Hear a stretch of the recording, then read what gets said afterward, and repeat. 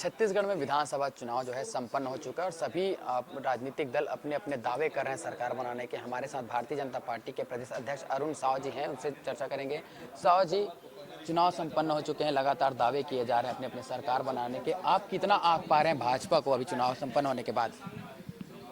जब से मैं प्रदेश अध्यक्ष बनना हूं, पूरे प्रदेश में सभी 90 विधानसभाओं तक गया हूं। जनता से संवाद मैंने किया है, कार्यकर्ताओं से मिला हूं, कई बार मिला हूं, लगातार मिला हूं। चुनाव के दौरान भी देखा है, परिवर्तन यात्रा के दौरान भी देखा है। स्पष्ट रूप से जनता ने परिवर्तन का मन बनाया है। जनता कांग्रेस के कुशासन और भ्रष्टाचार से मुक्ति चाहती है और वही मत जनता का ईवीएम में कैद हुआ है।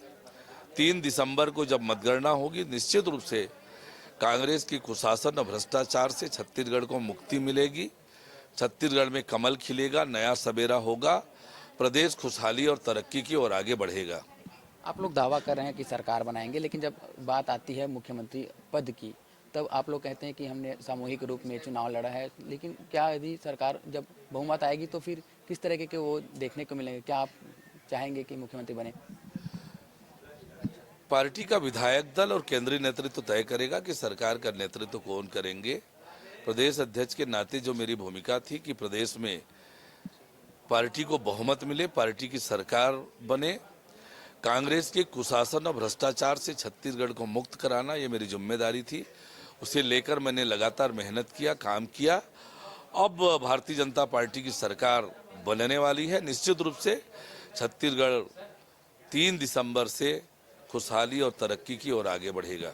आपको प्रदेश अध्यक्ष का पद दिया गया, आपने भली भांति निभाया। क्या मुख्यमंत्री का पद देते हैं तो आप निभाना चाहेंगे? देखिए, मैं तो पार्टी का छोटा कार्यकर्ता हूं, जो जिम्मेदारी मिली है उसे बखूबी निभाया है। पर सरकार का नेतृत्व कौन करेंगे, ये विधायक दल और केंद्रीय नेतृत्व तय करेगा।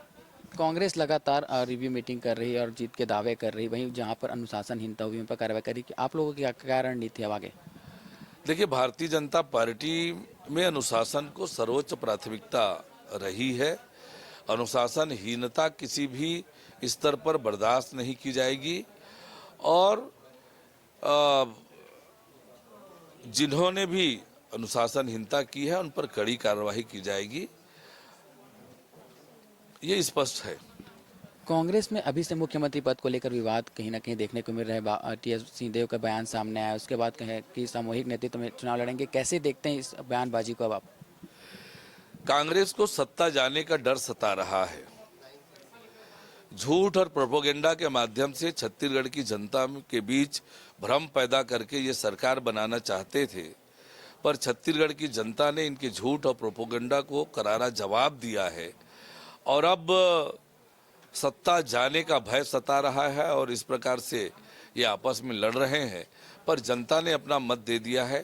कांग्रेस को घर बिठाने का निर्णय जनता ने कर लिया है। 3 दिसंबर को जब मतगणना होगी, कमल खिलेगा और भारतीय जनता पार्टी की सरकार बनेगी। एक आखिरी सवाल है, लगातार आप लोगों ने घोटालों की बात की, कई घोषणाएं भी की। ऐसे कौन से मुद्दे रहे जो प्रभावशाली रहे इस चुनाव में ज़्यादा? देखिए, छत्तीसगढ़ की जनता भोली भाली, सीधी साधी, ईमानदार जनता है। 5 सालों में भूपेश बघेल की सरकार ने जो छत्तीसगढ़ की दुर्दशा की है, छत्तीसगढ़ की राजनीति को दूषित किया है, छत्तीसगढ़ की सद्भावना, छत्तीसगढ़ के शांति व्यवस्था को जो खलल पैदा इन्होंने किया है, छत्तीसगढ़ को भ्रष्टाचार का गढ़ बना दिया, अपराध का गढ़ बना दिया, नशे का गढ़ बना दिया, धर्मांतरण का गढ़ बना दिया, माफियाओं का गढ़ बना दिया, विकास अवरुद्ध कर दिया। इससे छत्तीसगढ़ की जनता त्रस्त थी, परेशान थी और झूठ प्रोपेगेंडा इनका काम नहीं आया है। निश्चित रूप से छत्तीसगढ़ की जनता कुशासन और भ्रष्टाचार से मुक्ति चाहती थी और उसी के लिए उन्होंने मत दिया है और मत भारतीय जनता पार्टी की सरकार बनाने के लिए दिया है। तो निश्चित रूप से 3 दिसंबर को मतगणना होगी। राज्य की जनता को कुशासन और भ्रष्टाचार से मुक्ति मिलेगी, नया सवेरा होगा, छत्तीसगढ़ खुशहाली और तरक्की की ओर आगे बढ़ेगा। तो ये थे हमारे साथ भाजपा के प्रदेश अध्यक्ष अरुण साह, जो पूर्ण बहुमत की सरकार बनाने का दावा कर रहे हैं। हालांकि तो 3 दिसंबर को देखने वाली बात होगी कि जो ईवीएम खुलेंगे वो किसकी ओर खुलेंगे, किसके दावे जो हैं अब वो सच हो पाएंगे। कैमरा पर्सन अखिलेश पवार के साथ मैं गोपी कृष्ण साहू, IND 24 रायपुर।